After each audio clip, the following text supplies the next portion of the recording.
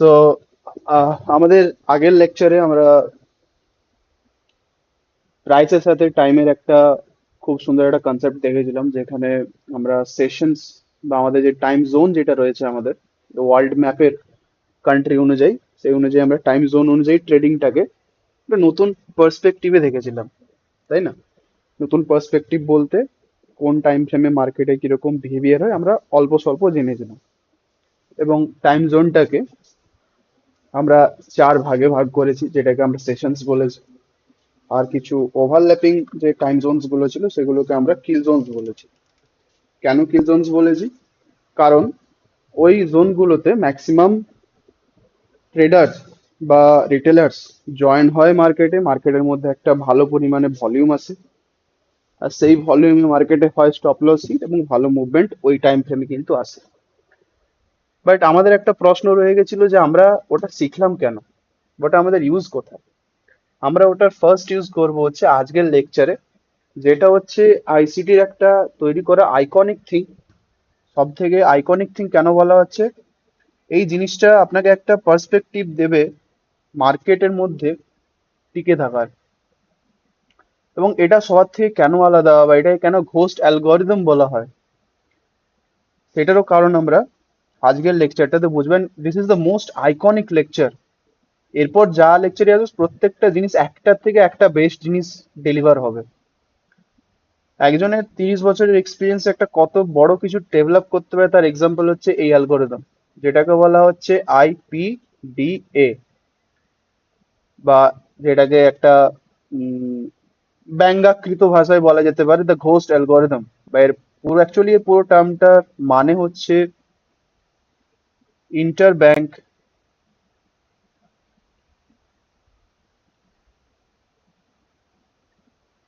Inter bank price delivery algorithm. Okay. তো এই এই ওয়ার্ডটা আমি না খুব ভেঙে ভেঙে বোঝাবো। কেন ভেঙে ভেঙে বোঝাবো? কারণ আমি এটাই মেনে চলবো যে আপনাদের কাছে এই যে টার্মটা আমি এখানে ডিসকাস করেছি অ্যালগরিদম, এটা আপনার কাছে অজানা। তো আমি ফার্স্টে এই টার্মটাকে আগে এক্সপ্লেন করবো যে হোয়াট ইজ অ্যালগরিদম। দেন আমি জিনিসটার একটা বেসিক্সে যাবো যে কেন আমরা এটা শিখছি, কেন ট্রেডিং এর মধ্যে আমরা অ্যালগরিদম কনসেপ্টটা নিয়ে এলাম। আমরা কেন কেন মাইকেল যে হাডলস্টোন ট্রেডিং এর মধ্যে এই কনসেপ্টটা নিয়ে এসেছে। ওহো, জাস্ট আ সেকেন্ড না।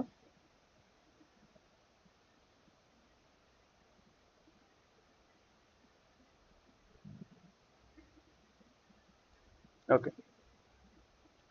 কেন মাইকেল যে হাডলস্টোন তার ট্রেডিং এর মধ্যে এই কনসেপ্টটা নিয়ে এসেছে অ্যালগরিদম? অ্যাকচুয়ালি যে জিনিসটা হয় না,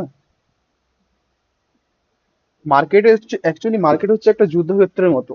যেমন কুরুক্ষেত্র ছিল, ঠিক সেরকম, যেখানে দুই পক্ষের মধ্যে লড়াই হয়। যেখানে দুই পক্ষের মধ্যে লড়াই হয়, suppose it's A and it's A B, and A A কে আমরা বলি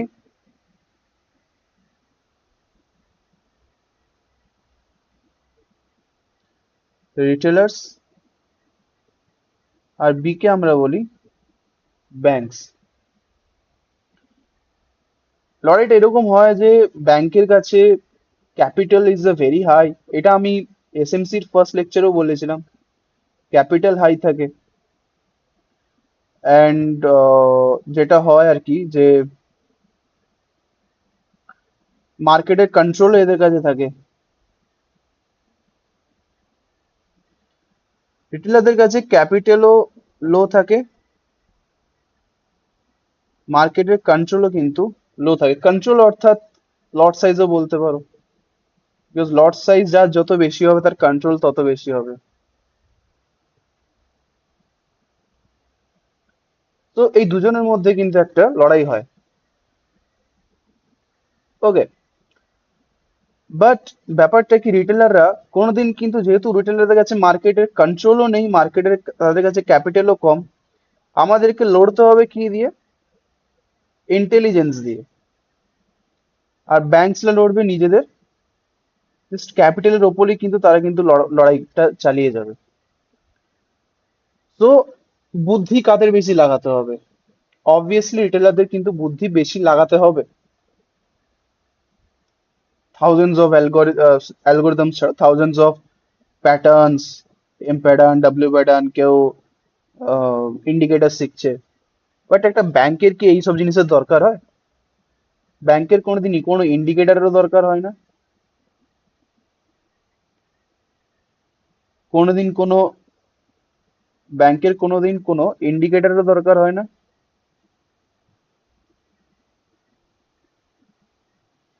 ব্যাংকের কোনোদিন কোনো ক্যান্ডেল স্টিক প্যাটার্নেরও দরকার হয় না।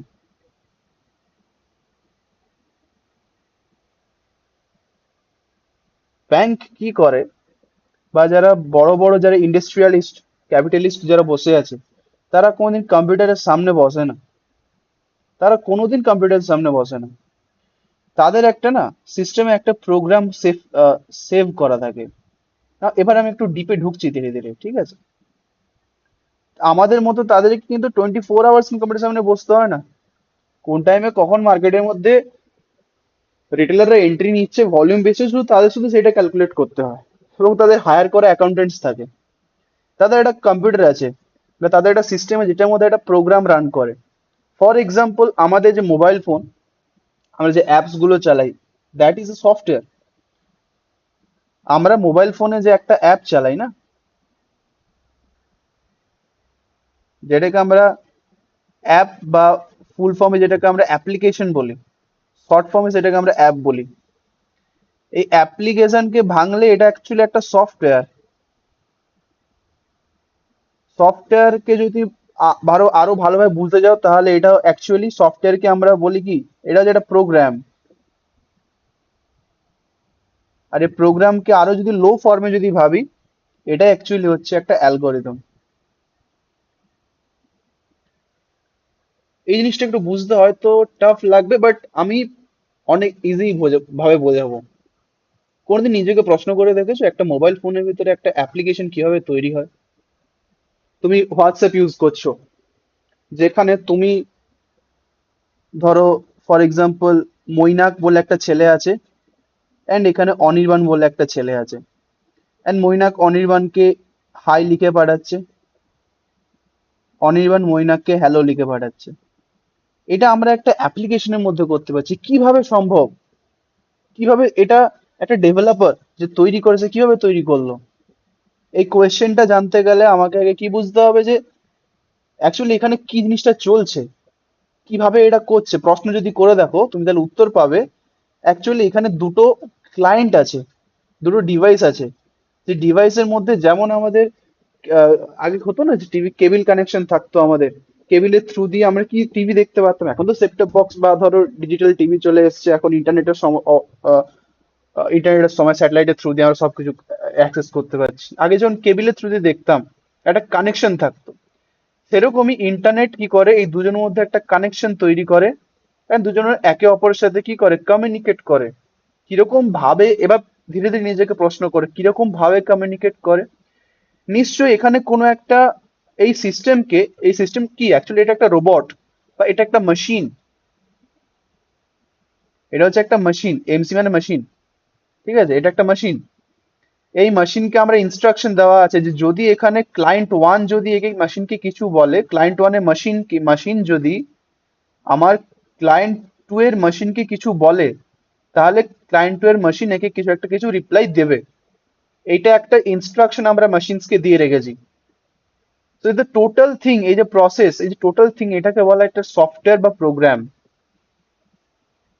আর এই যে আমরা ওকে একটা ইনস্ট্রাকশন দিয়ে রেখেছি যে এইটা করবে সেটা করবে, তোমাকে যদি ও রিপ্লাই দেয় তোমার ওখানে ব্লু টিক পড়বে। হোয়াটসঅ্যাপে কে ব্লু টিক পড়ে? যদি সে দেখে তবে ব্লু টিক পড়বে, ডাবল টিক পড়বে। যদি সে না দেখে তাহলে ডাবল টিক পড়বে বাট ব্লু হবে না। যদি সে ইন্টারনেটই যদি অন না করে, ব্যাপারটা কি হয়? আমি আমি না অ্যালগোরিদম জিনিসটাকে বোঝানোর চেষ্টা করছি, ওকে? একদম অথেন্টিক ভাবে, একদম আসল জিনিসটা, অ্যালগোরিদমের মেন জিনিসটা কি। যদি কেউ ইন্টারনেট অন করে থাকে তাহলে ব্লু টিক পড়ে, যদি কেউ না অন করে থাকে দেখবে একটা এরকম টিক পড়ে, আর যদি কেউ ইন্টারনেটই না অন করে থাকে তাহলে সিঙ্গেল টিক পড়ে। কারণ আমরা কম্পিউটারকে আমরা প্রোগ্রাম দিয়ে রেখেছি, কম্পিউটারকে আমরা ইনস্ট্রাকশনস দিয়ে রেখেছি। অ্যালগোরিদম মানে কি? অ্যালগোরিদমের কথা অর্থ হচ্ছে ইনস্ট্রাকশনস দিয়ে রেখেছি, যে আমার যদি সে যদি আমার হোয়াটসঅ্যাপ মেসেজ যদি চেক করে তবেই আমার ডাবল টিক পড়বে, না চেক করলে ডাবল টিক ব্লু পড়বে, না চেক করলে দুটো নর্মাল টিক পড়বে, দুটো নর্মাল ডাবল টিক পড়বে। আর যদি ইন্টারনেটই যদি অন না করে তাহলে সিঙ্গেল টিক পড়বে।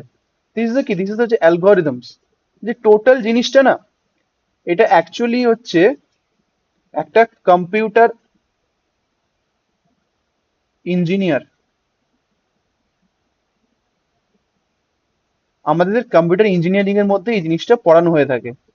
অ্যান্ড আমরা জানি, আমরা এটা ভালো করেই জানি, মাইকেল যে হাডেলস্টোন কে ছিলেন? একটা কম্পিউটার ইঞ্জিনিয়ার। তো তিনি তাই জন্য এটাকে ইজিলি ধরতে পেরেছিলেন যে বড় বড় যে ব্যাংকস যারা রয়েছে না, তারা এরকমই একটা এআই বেসড অ্যালগোরিদমকে মার্কেটের মধ্যে রান করাচ্ছে, যেটা রিটেলারদের টাকাকে গ্র্যাব করে মার্কেটকে ছোটায়। This is the thing. And সেই অ্যালগোরিদম যেটা হয়, সেই অ্যালগোরিদমের ক্র্যাক ভার্সন হচ্ছে আইপিডিএ। আমি ভালো করে, আমার কথাগুলো কিন্তু খুব মন দিয়ে শুনবে। ইউটিউবার বা অন্যান্য যারা সমস্ত যারা আইসিটি পড়ায় বা ফেক যারা পড়ায় তারা বলবে সেই অ্যালগোরিদমটাই হচ্ছে আইপিডিএ। আহা, সেই এআই অ্যালগোরিদমের ক্র্যাক ভার্সন, সেটা হচ্ছে আইপিডিএ। আইপিডি এমন একটা জিনিস যেটা টাইম এবং প্রাইসকে একসাথে নিয়ে চলে। তাই জন্য আমি আগের লেকচারে পড়িয়েছিলাম sessions and kill rooms. I think এত ভালো করে আই থিঙ্ক কেউ বোঝাবে না এই জিনিসটাকে, আমি যতটা ভালো করে বোঝাতে পারলাম। অ্যালগোরিদম, এইটা মানে হচ্ছে অ্যালগোরিদম, একটা মেশিনাল একটা ইনস্ট্রাকশনস, যেটা সমস্ত বড় বড় ব্যাংকস এবং বড় বড় ইনস্টিটিউশনাল ট্রেডারদের ইনস্টিটিউশনাল ট্রেডারদের কম্পিউটারে কিন্তু চলছে। ওকে।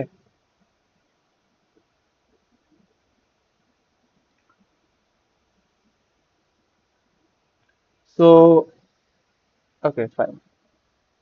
বাট প্রশ্ন হচ্ছে স্যার, এখনো অ্যালগোরিদমের তো একটা ফান্ডামেন্টাল মিনিং তো স্যার বুঝতে পারলাম, বাট টেকনিক্যালি এটা কি করে অ্যালগোরিদমটাকে ধরবো? দেখো, অ্যালগোরিদম হচ্ছে ইনস্ট্রাকশনস। আমরা যদি ওই ইনস্ট্রাকশনস গুলোকে ধরতে পারি, মার্কেটে কোন সময় কি হবে আমরা কিন্তু বলে দিতে পারবো। তো এই অ্যালগোরিদমটা বুঝতে গেলে আমাদেরকে এর এর কি করতে হবে, এর এলিমেন্টস গুলোকে বুঝতে হবে। ফর এক্সাম্পল, আমি একটা এক্সাম্পল নিচ্ছি। তোমাকে একটা ম্যাথমেটিক্স দিলো।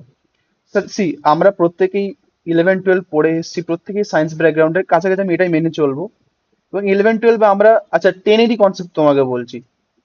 আমরা সবাই স্ট্যাটিস্টিক্স সম্বন্ধে পড়েছি, যেটাকে রাশিবিজ্ঞান বলে। রাশিবিজ্ঞানের মধ্যে আমরা গড় শব্দটা ইউজ করি, যেটাকে ইংলিশে মিন বলে। আমরা মিনের ফর্মুলা লিখি এরকম ভাবে, ঠিক আছে? আমি একটু ম্যাথমেটিক্স এর উপর দিয়ে যাচ্ছি। আমরা মিনের এরকম একটা ফর্মুলা লিখি, মিনের এরকম একটা ফর্মুলা লিখি। ওকে, এক্সপ্লেন করছি জিনিসটাকে। আমরা মিনের এরকম একটা ফর্মুলা লিখি। এই ফর্মুলাটা দেখলে আমাদের অনেকেরই মাথা ভয় লাগে, বা আমরা বুঝি না যে স্যার অ্যাকচুয়ালি জিনিসটা কি লিখেছেন, স্যার বুঝতে পারছি না।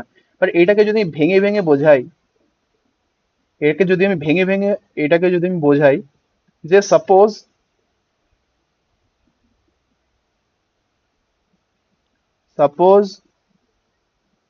আমার কাছে লাল কালারের বল আছে কটা, আমার কাছে লাল কালারের বল আছে দুটো, আমার কাছে গ্রিন কালারের বল আছে কটা, আমার কাছে গ্রিন কালারের বল আছে তিনটে, আমার কাছে ব্লু কালারের বল আছে কটা, আমার কাছে ব্লু কালারের বল আছে দুটো। লাল কালারের বল, এই যে এক্স আই যেটা আছে, এটা হচ্ছে লাল কালারের বলের প্রাইস 4 টাকা। সবুজ কালারের বলের প্রাইস 5 টাকা, নীল কালারের বলের প্রাইস 2 টাকা। তাহলে আমার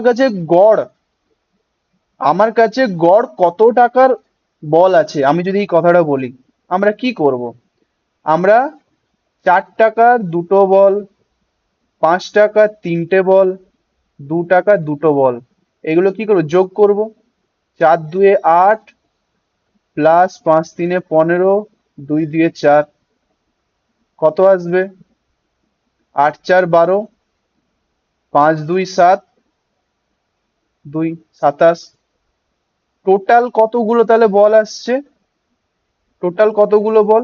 টোটাল এতগুলো বল। 27। এবার এটা যদি অ্যাভারেজ, যদি আমি বলছি গড় কত টাকা আমার কাছে বল আছে, তো অ্যাভারেজ করলে কত আসবে? 27/2 2 4 3 7। এটা আমার অ্যাভারেজ, এত টাকার আমার কাছে বল আছে। দেখো এটারই তো সিম্পলিফিকেশন। ভালো করে দেখো, FI XI মানে এটা কি? 2 × 4 প্লাস 3 × 5, 2 × 2 বাই করলাম টোটাল এন, মানে কি টোটাল কতগুলো বল আছে? 2 3 2 7। এটাই কিন্তু এটাকে ফর্মুলেট করা আছে এরকম ভাবে। তো গড়, অ্যাকচুয়ালি এটা হচ্ছে গড়ের কি, এটা হচ্ছে গড়ের একটা অ্যালগরিদম। বলা আছে যে কি করতে হবে, এন্ড এটা হচ্ছে যে অ্যালগরিদমের কি সিম্পলিফিকেশন। জাস্ট আ সেকেন্ড, একটা কল এসছে।